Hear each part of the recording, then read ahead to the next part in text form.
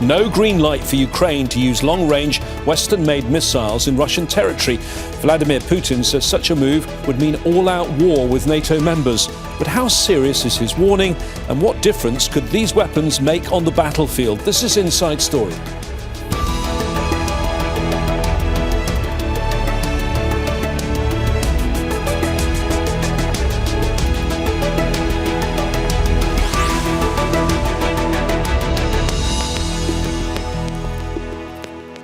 Hello there, I'm James Bays. The war in Ukraine is at a critical juncture. Western allies are considering a shift in their support, allowing Ukraine to use long-range missiles against targets deep inside Russian territory.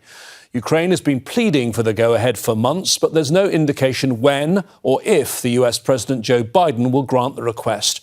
The Kremlin has warned such approval would mean NATO members were directly involved in the conflict.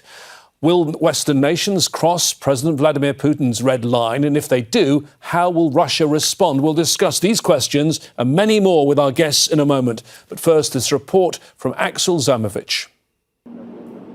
In Washington, a summit that could reshape the battlefield in Ukraine. US President Joe Biden and British Prime Minister Keir Starmer are weighing up a critical decision. Should Ukraine be allowed to use Western-made missiles to hit targets deep inside Russia? The weapons in question include the British-French manufacturer's Storm Shadow. They have a range of 250 kilometers and fly close to the speed of sound. And the American-made Army tactical missile systems, known as ATACMS. They have a range of 300 kilometers and carry 225 kilograms of explosives. Both could reach far beyond the front lines and strike Russian military sites. President Volodymyr Zelensky has long called for these weapons, saying they're crucial to Ukraine's defenses. Until recently, Western nations have been reluctant to give the go-ahead, fearing an escalation in the conflict. But they're reconsidering, in light of reports that Iran is supplying Russia with ballistic missiles. President Vladimir Putin says the use of Western-made long-range weapons in the war would be crossing a red line. It will mean nothing less than the direct participation of NATO, the US and European countries in the war in Ukraine. Their direct participation significantly changes the very essence, the very nature of the conflict. This will mean NATO, the US and European countries are fighting Russia. It's not the first time he's issued such warnings. Since the war began in February 2022, the West has steadily increased military aid to Ukraine, testing Moscow's resolve. This war of attrition has reached a very critical stage in which now the Ukrainian front lines are beginning to collapse. So the dilemma for NATO is, does it negotiate or escalate to keep the war going? And it seems as if some are pushing for negotiations while others are pushing for escalation. So this is why the United States is a bit cautious, because it should be, because if they escalate this war too much, they might not be able to negotiate anymore. And also it's the loss of unintended consequences, as at some point Russia will retaliate. A response by Russia could be severe. Putin has threatened to upgrade air defenses, destroy incoming missiles, and even arm Western adversaries abroad, such as Iran and North Korea. There is also talk of revising Russia's nuclear policy. Despite all this, President Biden seems unwilling to cross Putin's latest red line, at least for now. Axel Zamovich, Al Jazeera, for Inside Story.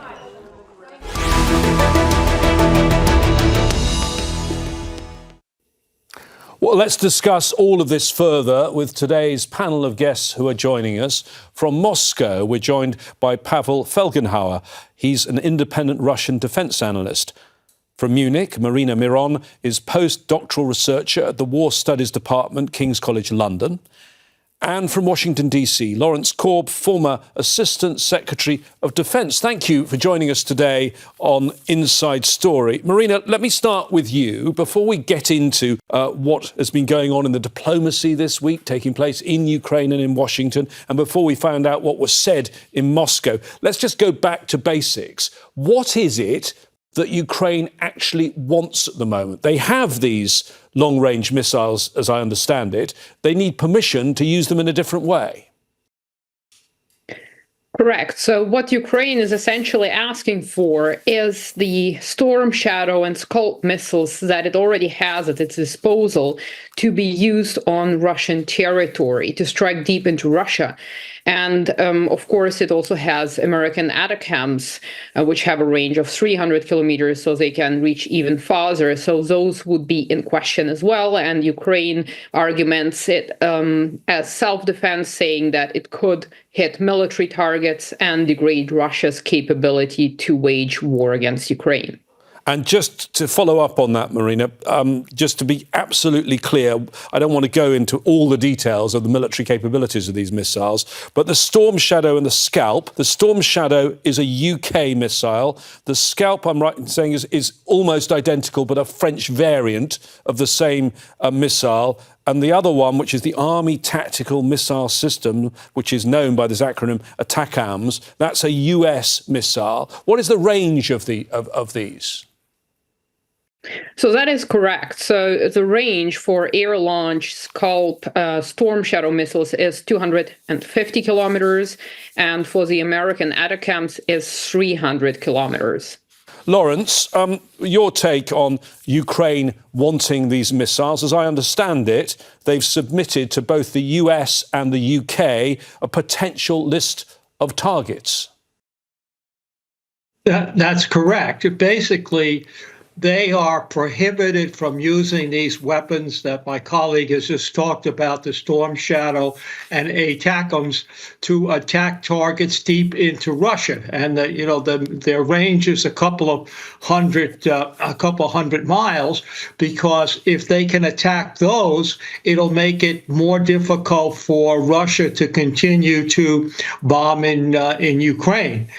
We have been very careful about not letting them do that, because we are basically up to now been concerned that Putin would take this as an excuse to possibly even use nuclear weapons against Ukraine.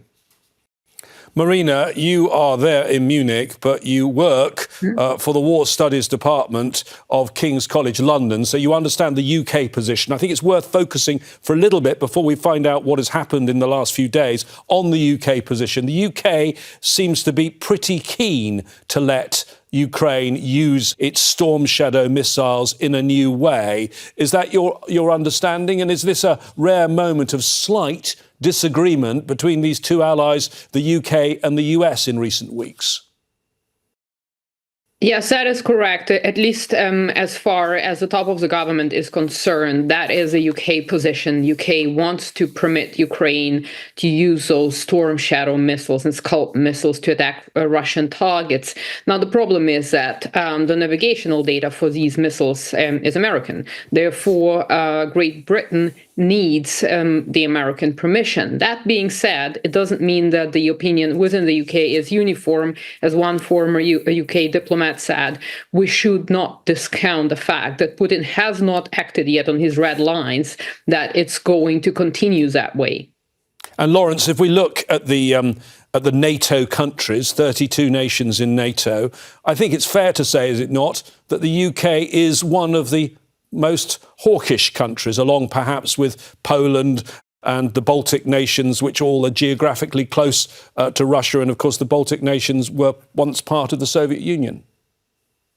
Yeah, there's no doubt about the fact that the UK is probably after the United States, the most significant military power in NATO. And don't forget, the United Kingdom, along with France, they have nuclear weapons. I think people forget that because they're focusing only on the United States nuclear weapons.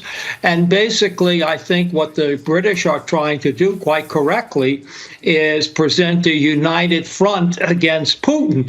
And by getting American permission, even if the United States does not at this time allow ATACMS, it basically sends a signal to Putin that the Western alliance is united against him, particularly upset at him for recently getting missiles, from Iran and North Korea, and continuing to get components from China. OK, bringing Pavel in from Moscow now. On specifically the UK, if you look at the NATO countries, is it right in saying, my impression is that of all the NATO countries, the UK is the one that riles Moscow more than the others? And we also had the recent news that, I think it happened some time ago, but the announcement that 6 UK diplomats had been expelled from Moscow. Yes, the relationship between Moscow and London is on a very low key. Britain has been seen as an adversary very much in Moscow, as during the Cold War. I would not say that Britain is seen as the most unfriendly in NATO. There's, of course, the Baltic states. There's Poland that are as kind of seen as in Russia as being as aggressive as Britain. But of the bigger nuclear kind of powers, yes, most likely it is seen as the worst. And things are not getting better because, well, now Britain seems to be pressing along to allow Ukraine to use precision-guided Western long-range weapons on Russian territory, not only in Crimea, but in other places too. OK, so let's now move to the diplomacy that took place this week, Marina. We had the US Secretary of State Antony Blinken going to London, meeting his UK counterpart, the new Foreign Secretary David Lammy, also meeting the Prime Minister Keir Starmer. Then Mr. Lammy and Mr. Blinken went to go and see President Zelensky in Ukraine. And it seemed like there was sort of choreography here. It seemed like they were edging towards something because the UK Prime Minister then was due in Washington and was in Washington at the end of the week. It looked like they were going to make an announcement. And let me just read to you the New York Times headline on Thursday: Biden poised to approve Ukraine's use of long-range Western weapons in Russia. Everyone thought it was going to happen, didn't they? Absolutely. Everybody was thinking that this is going to take place. However, I think getting that coalition formed and getting an agreement, given the fact that the United States also understands the risks, being a country pre-election now, is problematic. And so what Britain is trying to do essentially is what we have seen was the challengers, was the tanks, when Britain was the country to open the floodgates for others to supply Ukraine with tanks, because sending 14 Challenger tanks to Ukraine didn't substantially change the situation, but it was a very significant political move. And so we're seeing a repetition of that here. The problem is that the circumstances have changed. The battlefield configuration looks different. And of course, the US politics play a lot into this, as well as the British domestic politics, as we have seen the political turbulence in the past years. So that's problematic. And of course, if we remember how France was trying to create that same coalition by suggesting that NATO might be willing to send boots on the ground, or at least France would be the first country to send boots on the ground in Ukraine, and how that didn't work out. And so there is a different strategy now. So let's try with the long-range weapons and see if that's a lower bar in terms of risk. But one other thing happened, didn't it, Pavel, between that New York Times headline saying Biden was poised to approve this and the meeting that took place in the Oval Office between the UK Prime Minister and President Biden, and that was the intervention by President Putin, coming out and saying that if they did this, it would mean that NATO countries were at war with Russia. How significant, Pavel, do you think the words were of Putin? Because we have heard bellicose statements from him before. Well, from Putin, maybe not. His subordinates, yes. The former president and now Deputy Secretary of Security Council, Dmitry Medvedev, was talking about this all going into nuclear warfare, maybe, or war in general. But now it was Putin. Putin is playing the well-honored and very effective card used during the Cold War by both sides. It's called Brinkmanship, a term coined by John Foster Dulles in the 50s, means balancing on the brink of nuclear war. One side threatens that it may go nuclear, demanding the other back down. And it works. It works time and again. It works again. So the United States, with eventual election, Donald Trump has been all the time talking about that if he's not elected, there's going to be a third world war. And this has an effect on the decision-making in Washington. They're holding back. It worked in general during this conflict many times. And so, yes, that's basically for what nuclear weapons were used mostly during the Cold War, for brinkmanship. And now it's working again. Putin said that we'll go to war, but that really does not mean we'll go to war, but that is a very serious threat that will make the other side do something or make some concessions. OK, well, let's discuss in a moment whether we think Putin really means it and what he could do. But Marina, just to be clear to us, if he did mean it, if he said that this was now a war between Russia and the 32 NATO members, I mean, under Article 5 of the North Atlantic Treaty, when one NATO member is attacked, then it's known as the All for One article. That's considered an act of all 32. So just to go down that route for a moment for me, that hypothetical route, that would mean NATO versus Russia in a war. That would effectively mean World War III, would it not?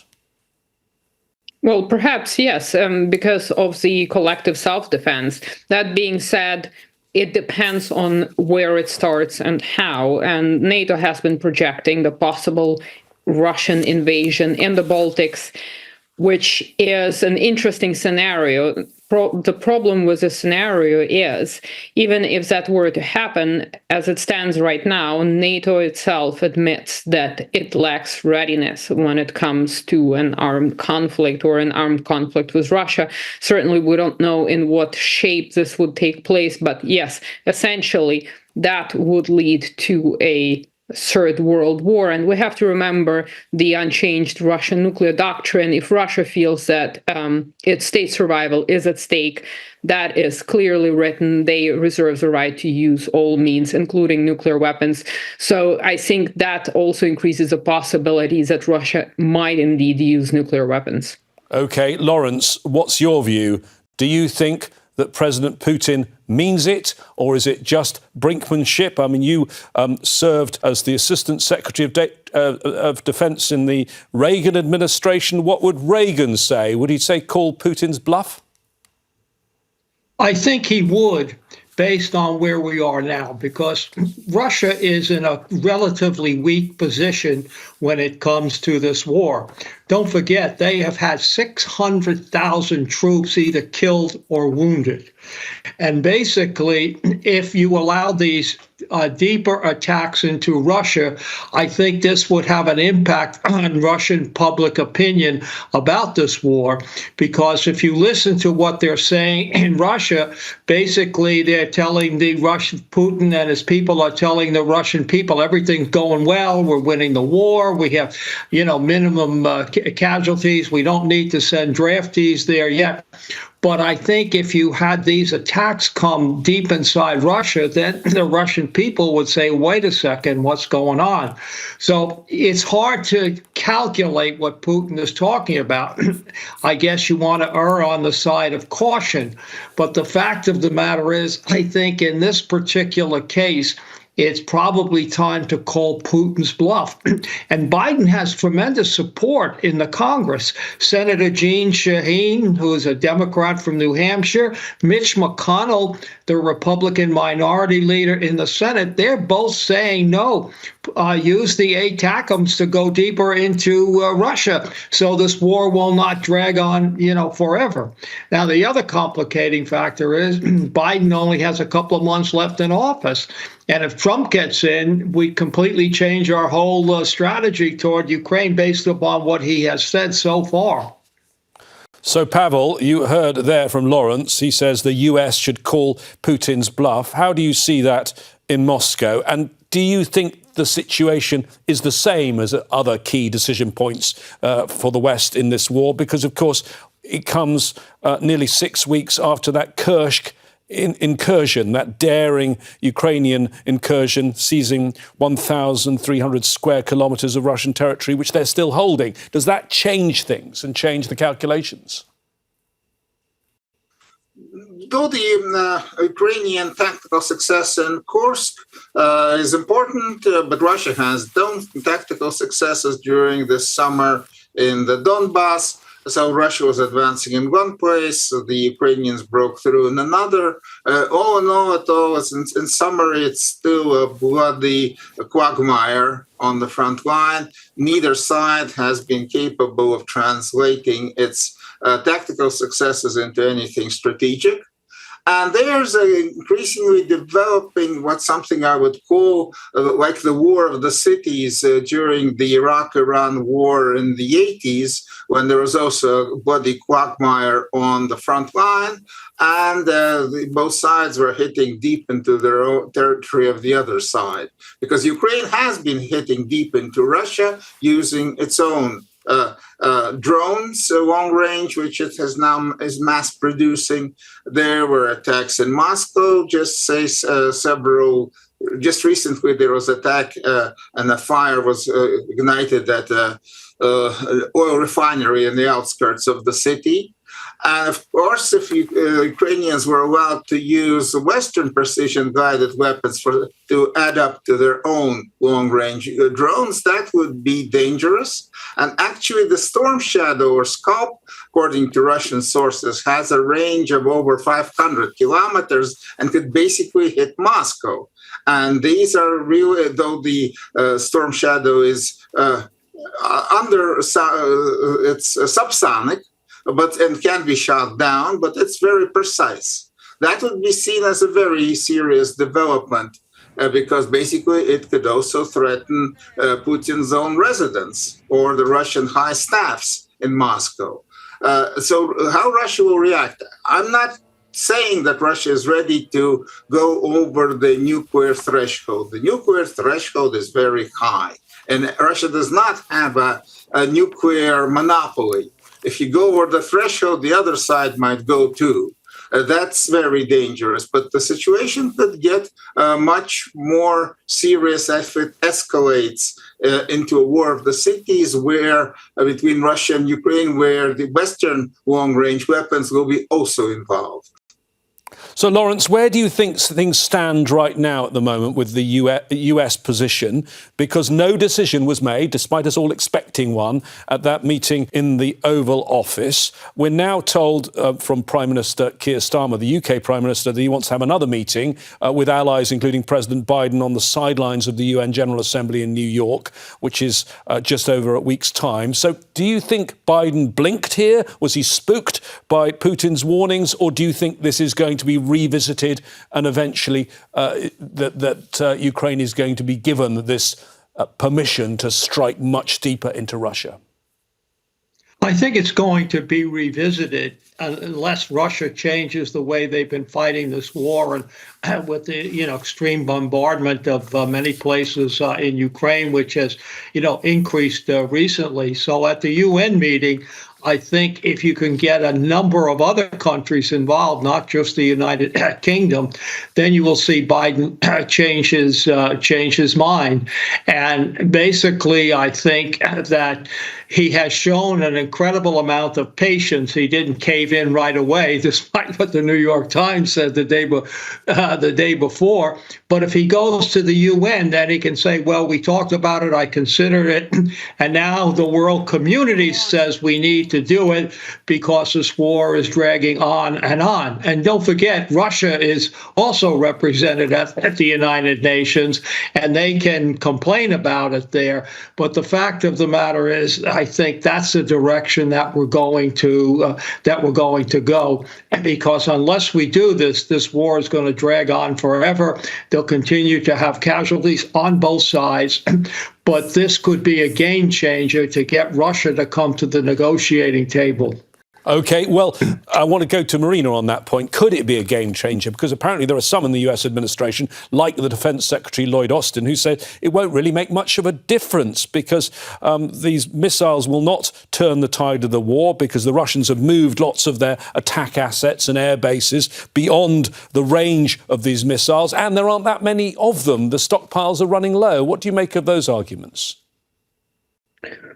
Well, I think those are very valid points when it comes to the amount of missiles that are available in the US inventory. And even if we're talking about Storm Shadow and Scalp missiles. So that's the first thing. The second thing is one type of missiles is air launched. The other one is launched from the likes of HIMARS, right? So we cannot compare apples and pears here, but for a moment, let's assume the Ukrainians would get the permission to use Storm, Shadow, and Scalp missiles. They would have to utilize F-16, so they would have had to train for these specific missions in order to be able to use them. Second is there are Russian ground-based air defenses to which these jets are susceptible.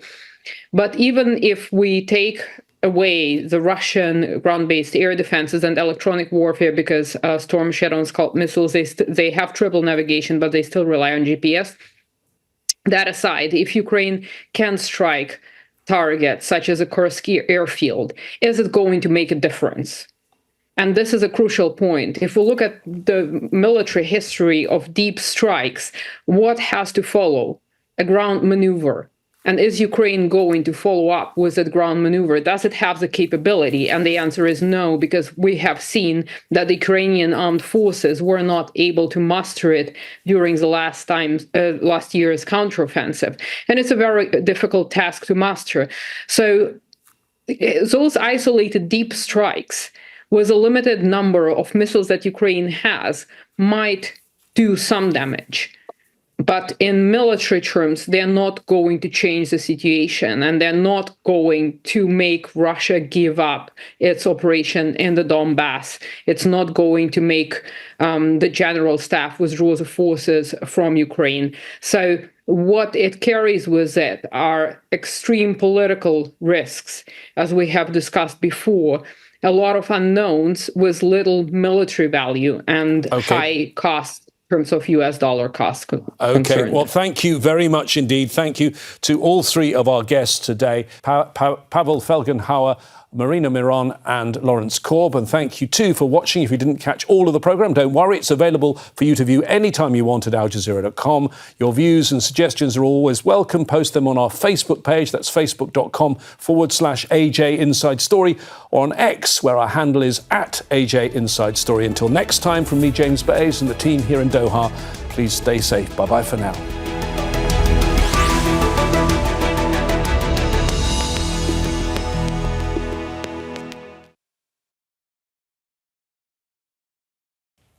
Make sure to subscribe to our channel to get the latest news from Al Jazeera.